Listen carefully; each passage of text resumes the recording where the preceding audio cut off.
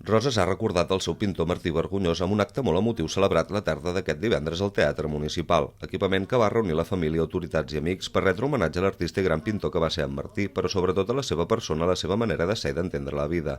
En Martí Vergonyós pintava perquè li agradava i perquè és el que es va voler dedicar. No va seguir mai cap corrent ni es va deixar portar pel mercat de l'art. Això li va permetre crear la seva pròpia forma de vida i li va donar una gran llibertat en el seu dia a dia. Llibertat que va donar a en Martí l'oportunitat de gaudir de molts bons moments amb la família, amb els amics i amb la mar i la terra, fent allò que tant li agradava juntament amb pintar, com era pescar o buscar bolets, en aquells paisatges i indrets que ens ha deixat immortalitzats en els seus quadres i teles. En definitiva, li agradava gaudir d'aquells moments i estones que t'omplen com a persona i donen sentit a la vida. I aquesta llibertat, penso que en un moment com el que vivim ara, on ens estan minant les llibertats cada vegada més, no? En Martí pot ser un punt de referència, pot ser un punt de llum, de dir, es pot fer, es pot viure d'una altra manera, et dediquis o no a la pràctica artística. I per això esperem, no?, que la pel·lícula que veurem ara sigui capaç de transmetre una part d'això, no?, d'aquest esperit lliure que era en Martí. L'acte d'aquest divendres ha servit per donar per inaugurada l'exposició retrospectiva que es pot visitar des d'avui a la Ciutadella i Ca l'Anita i que ens ofereix un recorregut a la seva producció pictòrica de gairebé 4 dècades a través d'una selecció d'obres feta per un equip curatorial de 5 persones. Nascut en un entorn rural arran de mar, Martí Vergonyós va desenvolupar una relació profunda amb la naturalesa que més endavant plasmaria la seva obra on pintar el paisatge de l'Empordà i la seva gent. El seu caràcter inconformista el portà més enllà de les dinàmiques del mercat a crear la seva pròpia forma de vida autosuficient i sense intermediaris per esdevenir un pintor popular.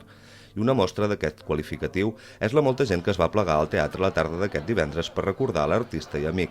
Nascut a Palafrugell l'any 1948, a Roses hi va trobar l'amor, hi va formar la família i juntament amb els seus quadres es va convertir en un element més de la iconografia rosinca.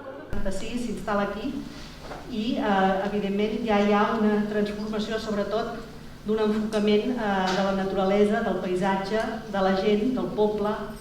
Les obres que jo crec que més impacten són les seves escenes del carnaval, la dels mercats, és una explosió de vida. En certa manera és l'artista del poble, no?, que balla i experimenta amb el mateix poble. Les seves converses amb en Jaume Torró, aquest entorn d'artistes aquí que el coneixen, que mantenen una relació, que van a fer tertúlia en el seu taller, també la seva faceta com a bussejador. Tot va lligat a la mateixa trajectòria del pintor i aquesta manera de viure l'art i la vida com una sola cosa. La inauguració d'aquest divendres es va iniciar amb els parlaments de la historiadora de l'art Mariona Seguranyes i de les comissàries de la mostra Marta Vergonyós i Marc Serinyà. Tot seguit es va projectar un vídeo on es recorda la vida i obra de Martí Vergonyós en declaracions de la seva dona, del seu germà i neboda, d'amics dels seus inicis a Palafrugell i de les colles de Roses i Sant Pere Pescador amb les que va compartir molts bons moments.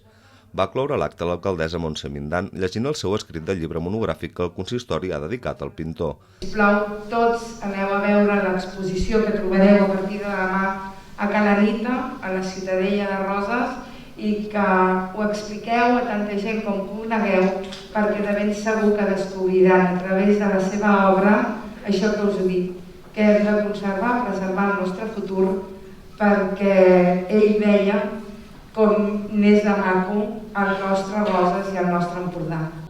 En definitiva, va ser una tarda molt emotiva on es va recordar i homenatjar el pintor de Roses que va esdevenir Martí Vergonyós.